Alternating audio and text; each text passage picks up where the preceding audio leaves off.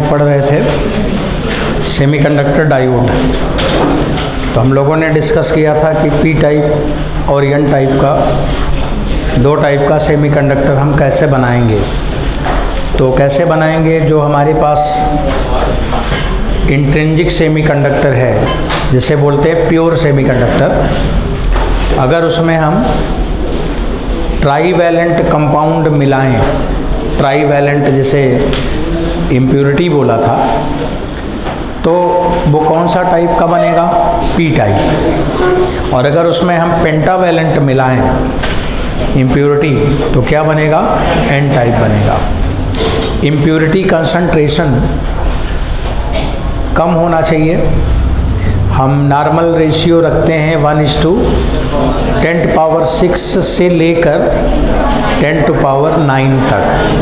मतलब अगर 1 impurity atom है तो 10⁹ हमारा सेमीकंडक्टर है, जैसे सिलिकॉन है और जर्मेनियम है।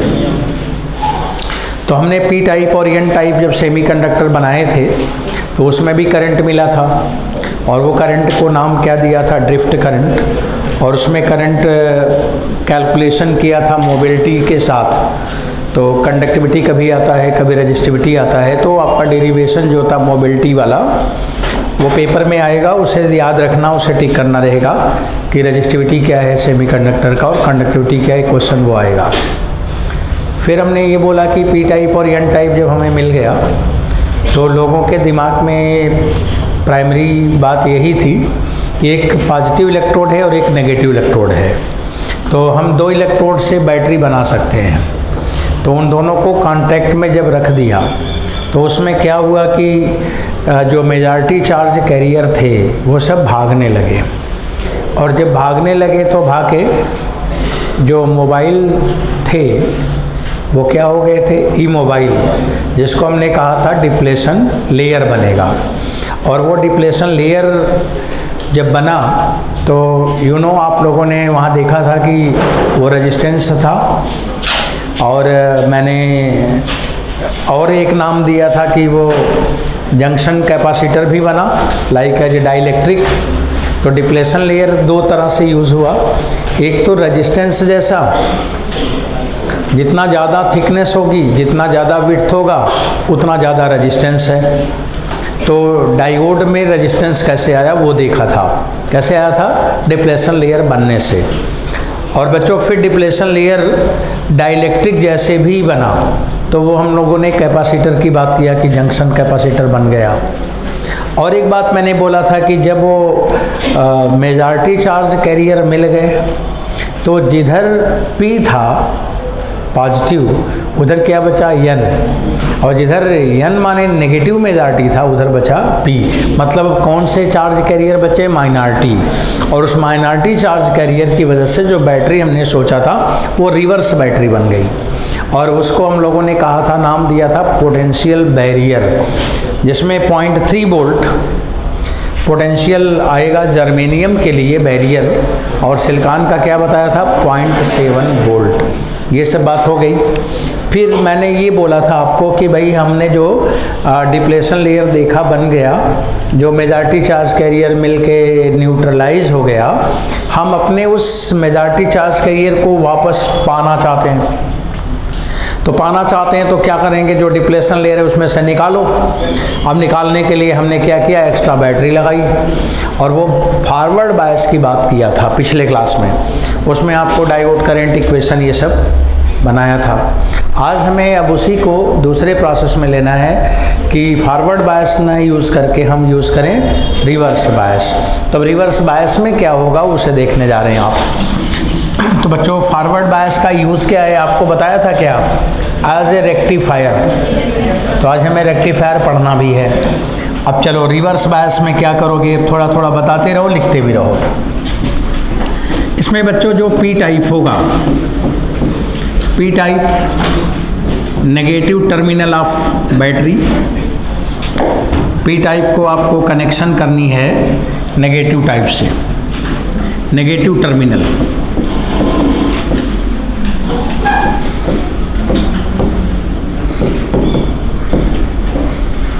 टर्मिनल ऑफ बैटरी या सेल, बैटरी लिख दिया।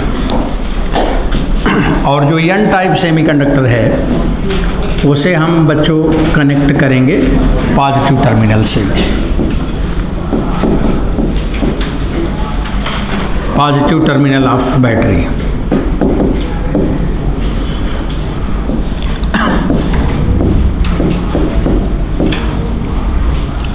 अब पी टाइप को नेगेटिव से जोड़ देना, एन टाइप को पॉजिटिव से जोड़ देना। हम यहाँ पे एक चित्र बना के दिखाते हैं कि कैसे हम कनेक्शन कर रहे हैं। देखो, जो ओरिजिनली हम लोगों ने पी टाइप और एन टाइप लिया था, ये वाइट वाला मान लो कि पी टाइप है, और जो थोड़ा हम येलो से बना रहे हैं ये एन टाइप है। ये दोनों सेमीकंडक्टर को मैंने कांटेक्ट में रख दिया था, तो उसमें हम देखो ये थोड़ा लेयर बना रहे हैं ब्लू कलर का। इसे क्या बोले थे? डिप्लेशन लेयर, है ना? ऐसे ऐसे बनाया भी था मैंने। अब इधर बच्चों ये पी टाइप है, ये वाला, और ये वाला एन टाइप है। चाहे स्मॉल लेटर लिखो चाहे कैपिटल, चलो कैपिटल लिख दो। तो इसमें जो एन टाइप है इसमें मेजॉरिटी चार्ज कैरियर एन था, और माइनॉरिटी में क्या है? होल ना। माइनॉरिटी में क्या होगा? होल होगा। इधर हम ये होल दिखा रहे हैं, ये वाले। इधर बच्चों पी टाइप में माइनॉरिटी में क्या होंगे? इलेक्ट्रॉन। ये इलेक्ट्रॉन्स हैं, ये कुछ इलेक्ट्रॉन दिखा दिया।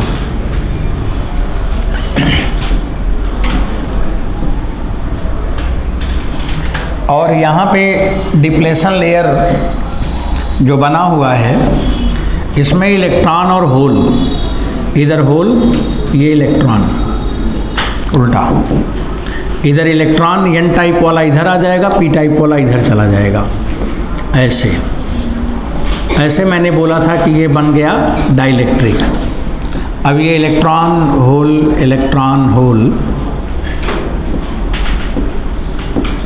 ये सब रिकम्बाइन है, ये मिल के बॉन्ड बना लिए, न्यूट्रल हो गए। यही बच्चों बना हुआ था।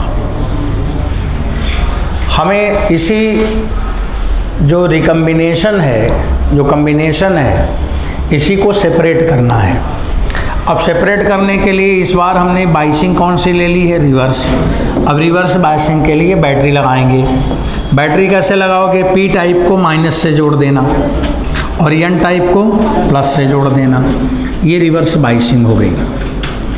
अब जब हम बैटरी लगाएंगे तो देखो हो क्या रहा है।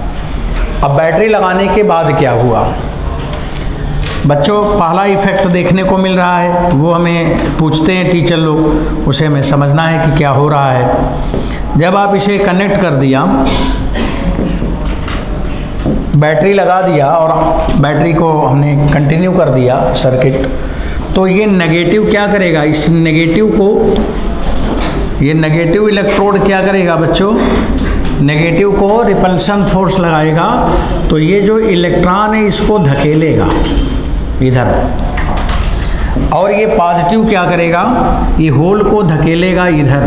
तो बताइए क्या हो रहा है? ये सेपरेशन हो रहा है कि डिप्लेशन लेयर और थिक हो रहा है? मतलब क्या हो रहा है? सेपरेशन हो रहा है कि रिकम्बिनेशन हो रहा है? मतलब क्या हो रहा है? न्यूट्रलाइजेशन और हो रहा है। तो पहला आपको ये इफेक्ट दिखा कि thickness of depletion layer increases. पहले मेरे को ये दिखा थिकनेस, रिवर्स बायस में, thickness of depletion layer, thickness of depletion layer increases, layer increases. बच्चों इससे ये पता चला कि रेजिस्टेंस वोल्टेज के साथ बढ़ रहा है। क्या मिला? रेजिस्टेंस बढ़ रहा है with the voltage, applied voltage. तो resistance increases with input voltage. Resistance increases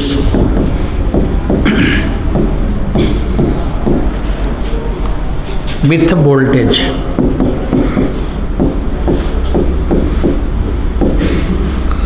अब देखो रेजिस्टेंस भी बढ़ रहा है। अब आप ये बताओ कि अगर रेजिस्टेंस बढ़ रहा है तो करंट का क्या होगा? करंट बच्चों, अच्छा ये बताओ, फिगर में हटा दूं उधर? हाँ, अब आपके दिमाग में फिगर तो इमेज हो गया। हाँ, उसके इफेक्ट देखे जाएं। अब उसके इफेक्ट के लिए क्या करते हैं, हम यहाँ ग्राफ बनाएंगे। इधर नेगेटिव साइड में वोल्टेज लगा रहे हो तो बच्चों वोल्टेज इधर है और करंट हम इधर दिखाएंगे। तो देखो मैंने क्या बोला कि resistance increases with voltage. When you increase the voltage resistance will increases, what will be about the current? Current के लिए क्या होगा, बढ़ेगा कि घटेगा? क्या होगा? तो बच्चों यहाँ पे हम फिर लिख रहे हैं करंट इंक्रीजेज है, करंट इंक्रीजेज है, करंट इंक्रीजेज विथ वोल्टेज। देखो ये कैसा विचित्र बात है। This is the physics, everything is possible. यहाँ सब कुछ संभव है।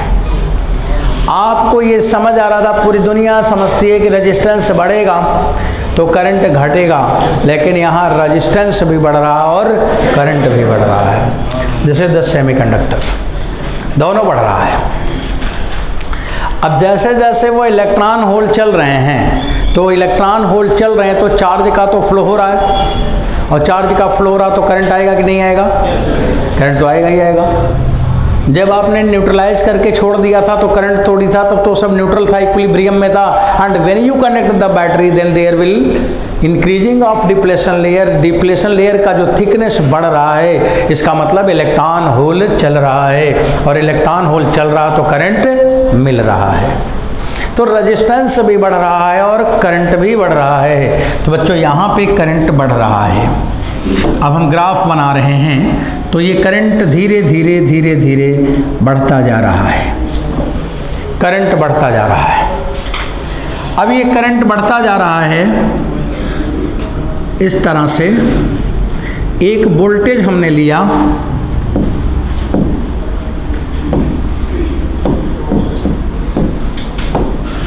एक वोल्टेज यहाँ पे है और एक वोल्टेज यहाँ पे है।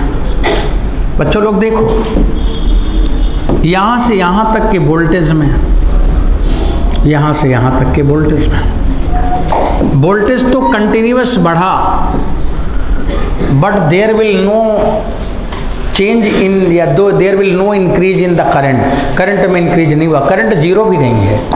पहले क्या हुआ कि धीरे धीरे इलेक्ट्रॉन होल के नंबर बढ़ रहे थे पर सेकंड, तो करंट बढ़ रहा था। अब क्या हुआ कि नंबर पर सेकंड कांस्टेंट हुआ। 1 सेकंड में 10 कैरियर चल रहे हैं, 10 इलेक्ट्रॉन होल चल रहे हैं 1 सेकंड में। तो जब 10 चल रहे हैं तो करंट तो उतना ही मिलेगा ना। तो बच्चों फिर यहाँ पे हम V1 से V2 में देख रहे हैं। अब देखो इधर लिख रहा हूँ, नंबर नेक्स्ट है, वो जो एक्सप्लेन कर रहा हूँ वो आपको सही से लिखना है समझ के। अब देखो V2 ग्रेटर देन V1, बच्चों है कि नहीं? But I2 equal to I1, है कि नहीं? और करंट क्या है? Maximum I0 is the saturation current. What current? आपको याद है फॉरवर्ड बायस में I0 आया था। फॉरवर्ड बायस का डायोड इक्वेशन क्या है? I equal to I0 exponential EV upon KT minus 1। तो उसमें I0 जो करंट थी वो कौन सी करंट थी? फॉरवर्ड बायस की करंट नहीं थी, वो रिवर्स बायस की करंट थी। और वो इक्वेशन कहाँ लगाए थे? फॉरवर्ड बायस में। और I0 करंट कहाँ की थी? तो वो सैचुरेशन करंट है, कॉपी में लिखा है आपने सैचुरेशन करंट, और वो सैचुरेशन करंट यहाँ दिख रही है। तो बच्चों I0 हो गया सैचुरेशन करंट। तो ये सैचुरेशन करंट है। अब देखो इसमें जो रेजिस्टेंस है वो कौन सी रेजिस्टेंस है? डायनामिक रेजिस्टेंस है। R का मान लिखेंगे R, रेजिस्टेंस R।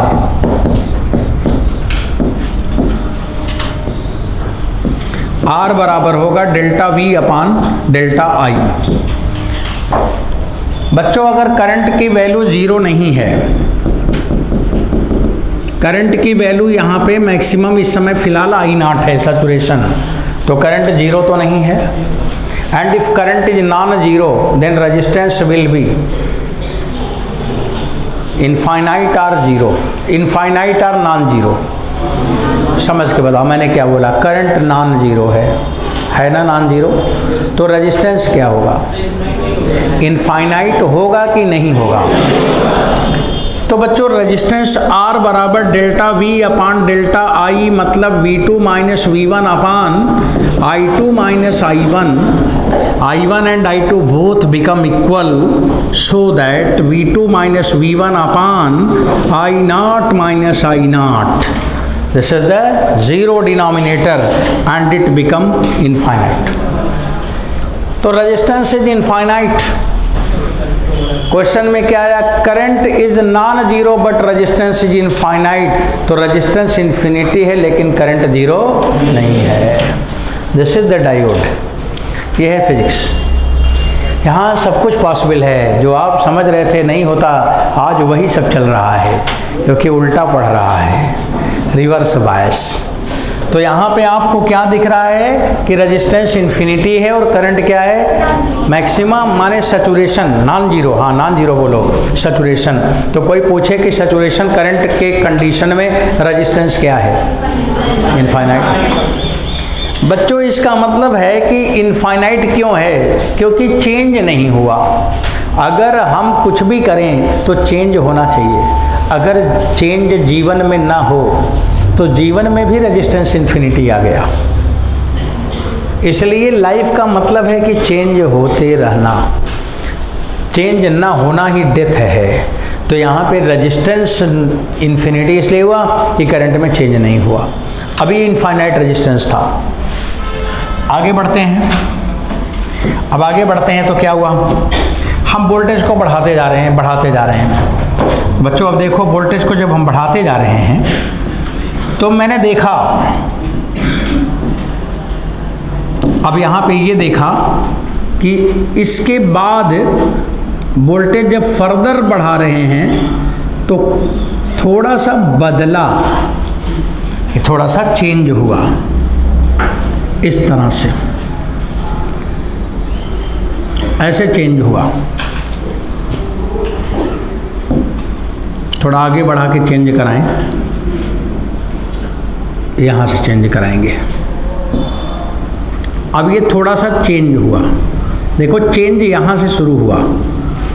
मैं वोल्टेज बढ़ाते जा रहा हूँ, बढ़ाते जा रहा हूँ, तो एक पॉइंट ए आया।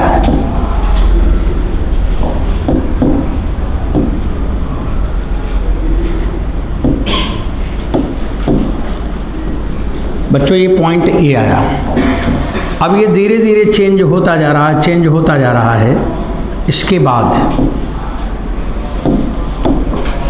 यहाँ पे आते आते एकदम से सीधा हो गया, ऐसा आते आते ऐसा हो गया। बच्चों एक पॉइंट यहाँ पे आया ओ, एक पॉइंट यहाँ पे आया B, this is the B.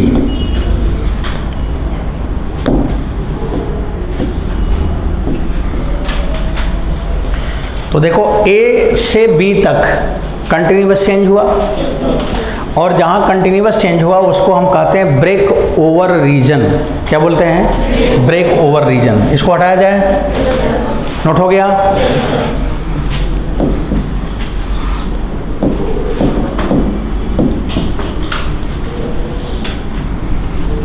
तो बच्चों यहाँ पे AOB को हम कहते हैं break over region, break over region. ये ब्रेक ओवर रीजन है, यहाँ ब्रेक ओवर रीजन है, मतलब यहाँ चेंज हो रहा है। और एक ऐसा वोल्टेज आया जिसे हम VB कहेंगे, VB। तो देखा गया कि at voltage VB at voltage VB। बच्चों ये वोल्टेज VB पे क्या हुआ कि जो आगे जा रहा था, देखो जो आगे जा रहा था इधर अल्लाहपुर की तरफ, वो ब्रेक लगा दिया और अल्लाहपुर की तरफ जाने के बजाय ब्रेक लगा के वो गड्ढे में चला गया। हाँ, सड़क इधर थी, जाना था, चला गया नीचे गड्ढे उड्ढे में, तालाब में चला गया। तो यहाँ पे क्या हुआ, ब्रेक लगा और हुआ डाउन, इसलिए नाम पड़ा कि ऐसा वोल्टेज जिस पे ब्रेक लगने के बाद हो जाए डाउन, तो उसे बोला गया ब्रेक डाउन। क्या नाम पड़ा, ब्रेक डाउन। उसी ग्राफ के हिसाब से पड़ा है डाउन, और ब्रेक माने आगे जाने वाला प्रोसेस ब्रेक हो गया, टूट गया। तो बच्चों at voltage VB, this is the breakdown voltage, ये ब्रेक डाउन वोल्टेज हुआ। और इस ब्रेक डाउन वोल्टेज पे हुआ क्या, तो बच्चों at voltage VB current become infinite. Current कितनी हो गई देख रहे हैं आप, सीधे इन्फिनिटी पे चली गई करंट, तो करंट बिकम लार्ज, इनफाइनाइट हम लिख सकते हैं, करंट बिकम इनफाइनाइट। तो at particular voltage current become infinite. और अगर बच्चों करंट इनफाइनाइट हो जाए तो ये कैसा हुआ, सुपर कंडक्टिंग नेचर। जो इंसुलेटर था वो इंसुलेटर बदल गया सुपर कंडक्टर में। देखो कैसी माया है, विचित्र माया। जो इंसुलेटर था वो क्या बन गया, सुपर कंडक्टर। इसलिए बच्चों हार नहीं मानना चाहिए। हमने वोल्टेज बढ़ाता रहा, मैं मान लेता कि अभी ये हो चुका है, तो फिर तो हो गया था। हमने और वोल्टेज बढ़ाया और वोल्टेज बढ़ाया और ऐसी कंडीशन बन गई जो सुपर कंडक्टिंग हो गया। इसे पता चलता है कि कोई इंसान कुछ भी कर सकता है, बस वो अपने आप को रोके ना, अपने आप को प्रेस करते रहे, फोर्स लगाते रहे, आगे बढ़ते रहे, प्रयास करते रहे, करते रहे, एक दिन वो बहुत ग्रेट हो जाता है। तो वो वहाँ से हमें समझ आ रहा है कि ऐसा वोल्टेज है जिसपे कि देखो रे सुपर कंडक्टर बन गया। हम पढ़ रहे थे कि सेमी कंडक्टर हो जाए, हम पढ़ रहे कि थोड़ी बहुत करंट आ जाए, और यहाँ इतनी करंट आई कि वो हम रख नहीं सकते। तो इतना आया कि हम उसे रख नहीं सकते। यही है, कर्म करते रहो, इतना मिल जाएगा, इतना मिल जाएगा कि लोग सोच नहीं सकता। यही घटना यहाँ हो गया। तो बच्चों ये नेचर कौन सा नेचर हुआ, सुपर कंडक्टिंग। ये सुपर कंडक्टिंग नेचर हो गया। तो ब्रेकडाउन वोल्टेज पे सुपर कंडक्टर बन गया। रेजिस्टेंस कितना हो गया, टेंडिंग टू 0। सुपर कंडक्टर माने रेजिस्टेंस इन्फिनिटी से फिर कहाँ चला गया, 0 हो गया। रेजिस्टेंस 0 को टेंड कर गया। इतना अच्छा सिस्टम हो गया, 0 पे चला गया। अब ये तो बात हो गई। बच्चों इधर हम एक ग्राफ को थोड़ा सही कर दें। इधर देखो, इधर वाला ना, उधर फॉरवर्ड बायस वाला हम बना रहे हैं, इसी में दिखा दिया जाए। फॉरवर्ड बायस में ऐसे आया था ना, ऐसे आया था। ये वाला कौन सा वोल्टेज था, याद आ रहा है, पोटेंशियल बैरियर 0.7 वोल्ट और 0.3 वोल्ट। इसका एक नाम मैंने बोला था कट इन, और एक और नाम बोला था नी वोल्टेज। तो कट इन बोलो चाहे नी बोल दो, हम ऐसे ही नाम लिखें, नी लिख दें, कई लोग समझेंगे ये कौन सा वोल्टेज है। तो उसी को हम कट इन भी लिखते हैं, cut in voltage. Potential barrier जो है सिलिकॉन जर्मेनियम का डिफरेंट है। और ये इक्वेशन लिखा था आप लोगों ने, I बराबर I not. This is the thing, this one thing, I not forward में आ रहा है और वो करंट यहाँ की है ना, रिवर्स की करंट वहाँ लगी है। ये केयर करना, ध्यान रखना है।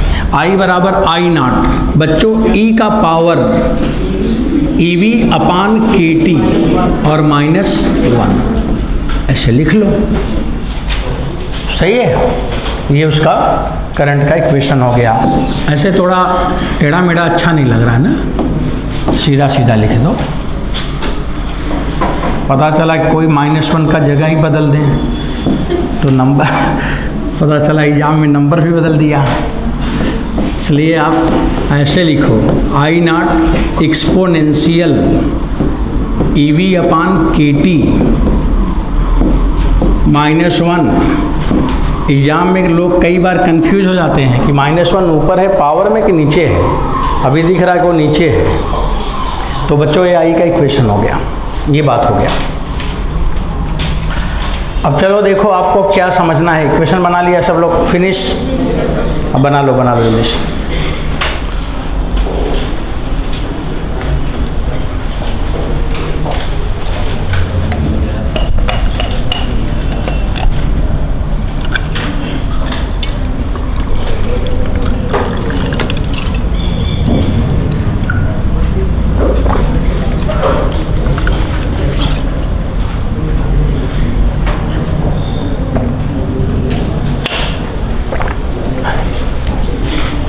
आगे बढ़ते हैं बच्चों, सुनो।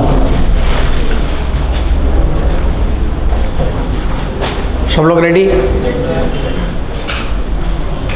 आगे शिफ्ट करें। अब देखो, अब हमें ये समझना है कि ये ब्रेक डाउन वोल्टेज मतलब इस पार्टिकुलर वोल्टेज पर, अब मेन बात समझो, इस वोल्टेज पे जो करंट इन्फिनिटी हो गई, ये क्यों हो गया? कारण क्या है? आपसे कोई पूछे कि why we get infinite current at this particular voltage, what happen, उसके अंदर क्या हुआ, सॉलिड के अंदर क्या हुआ? तो इसको बताने के लिए दो लोगों ने काम किया था। वो दो लोगों के नाम, एक है एवलांस, एक आप लिखेंगे एवलांस इफेक्ट, एवलांसी इफेक्ट।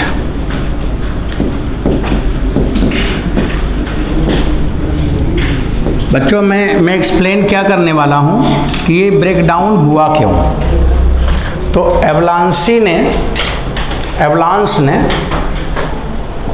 जो बात बताया था वो क्या है उसको समझो आप। एवलांस ने ये बोला कि जब आप वोल्टेज बढ़ाते जा रहे थे, ये के क्या लिखा है, based on kinetic energy.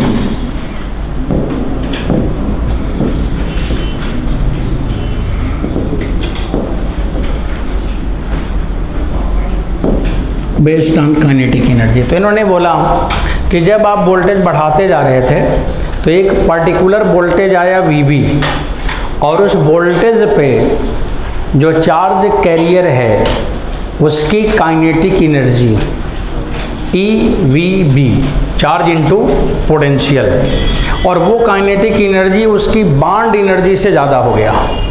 And if the kinetic energy is more than bound energy, अगर बाउंड एनर्जी से काइनेटिक एनर्जी ज़्यादा हो गया तो बाउंड क्या हो गया, टूट गया।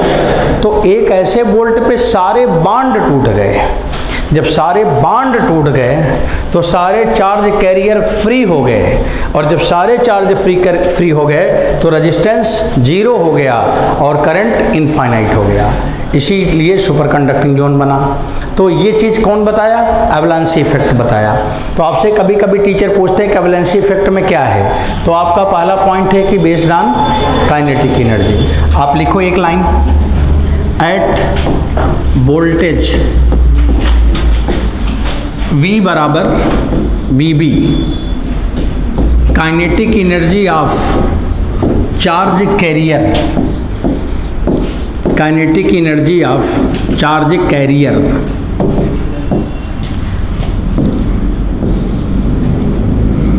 Kinetic energy of charge carrier EVB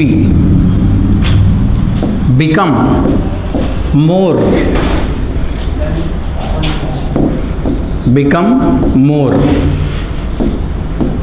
as compared to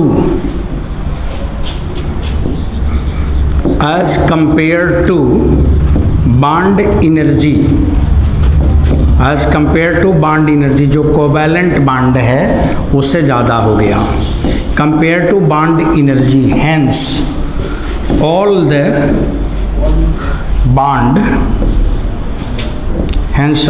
the bond break, all the bond break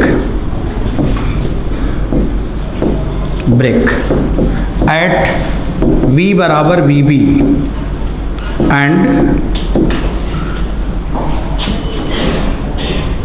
charge carrier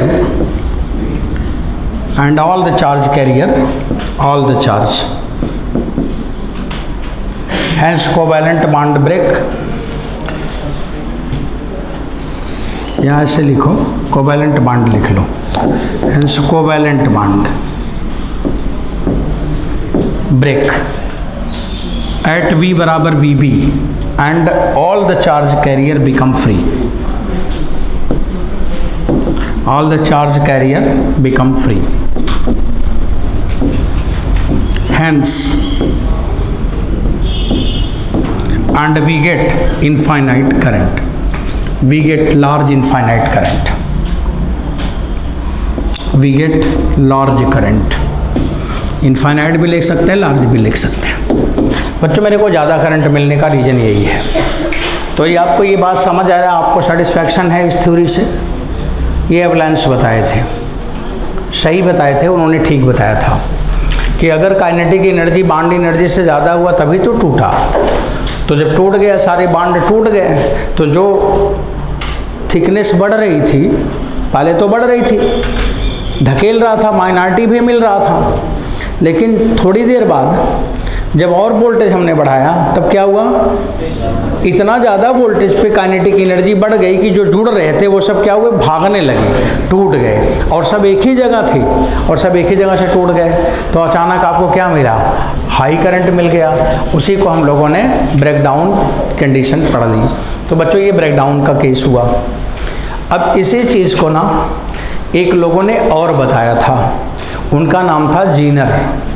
तो अब इसके बाद लिखो जीनर इफेक्ट, एवलांस इफेक्ट और जीनर इफेक्ट. एक पॉइंट लिख लेना यहाँ पे, पेपर में आता है, नीट के पेपर में आता है, मेंस के पेपर में आता है. ये इफेक्ट कब इफेक्टिव है, एवलांस इफेक्ट कब इफेक्टिव है, जब लाइटली डोप्ड है.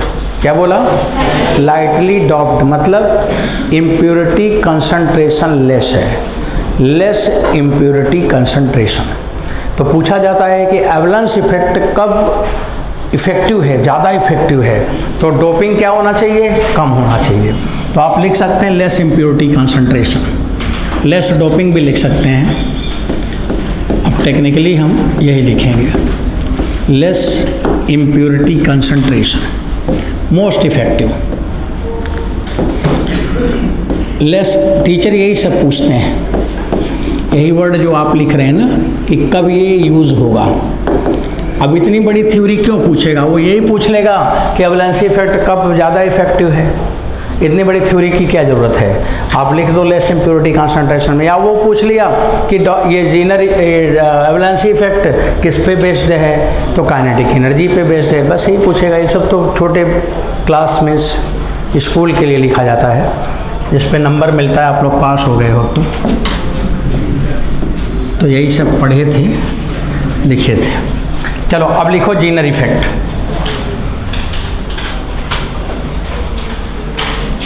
जीनर इफेक्ट इसी ब्रेकडाउन के लिए बच्चों, जीनर इफेक्ट ये इफेक्टिव कब है, मोर इम्प्योरिटी कंसंट्रेशन. इसको पहले ब्रैकेट में लिख लो, फॉर मोर इम्प्योरिटी कंसंट्रेशन. इसमें इम्प्योरिटी कंसंट्रेशन ज़्यादा होगा तब ये इफ़ेक्टिव है. उन लोगों ने तो बता दिया था, बाद में फिर हम लोगों ने टेस्ट किया ये वाला कब ज़्यादा अच्छा है, कब वो वाला ज़्यादा अच्छा है.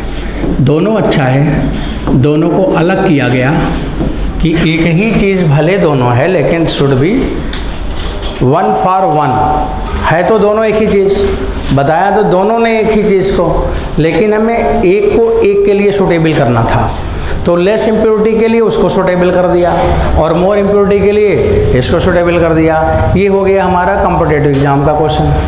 क्योंकि किताब में यही लिखा है कि there are two effect explained by same phenomena explained by two scientists, one is Avalanche, another is Jenner. तो हम समझते हैं दोनों एक ही चीज़ है, लेकिन फिर हम कम्पिटिटिव लेवल पे क्या करते हैं, थोड़ा डिफरेंस कर देते हैं कि वो सूटेबल किसके लिए है और ये सूटेबल किसके लिए है. ये हमारा नॉलेज हो गया इस लेवल का. ये यहाँ पे ये क्वेश्चन आ गया कि कौन किसके लिए सूटेबल है, तो लिख ही दिया. अब बच्चों यहाँ पे इन्होंने क्या लिखा, based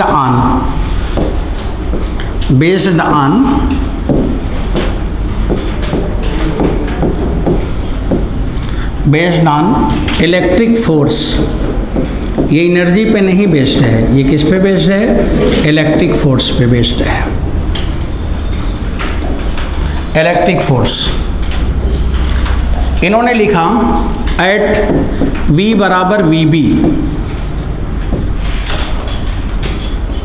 thickness of depletion layer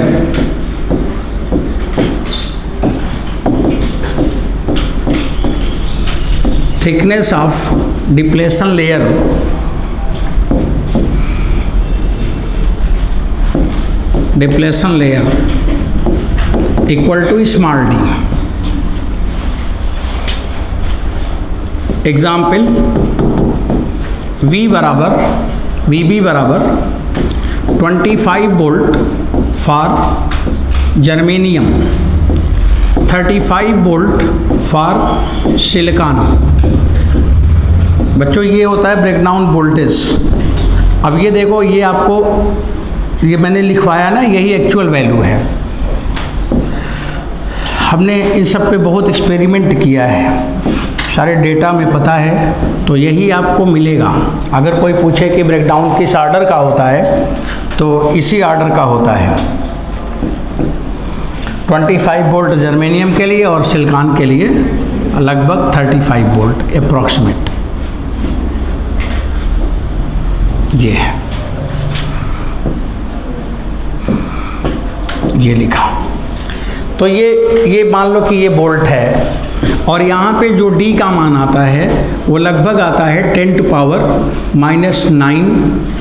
metre. तो डिप्लेशन लेयर की थिकनेस बहुत कम होती है, बहुत ज़्यादा नहीं होता, कम होता है। और ये मैंने लिया कि मान लो 10⁹ मीटर है, एक एग्जाम्पल ले रहा हूँ। तो बच्चों,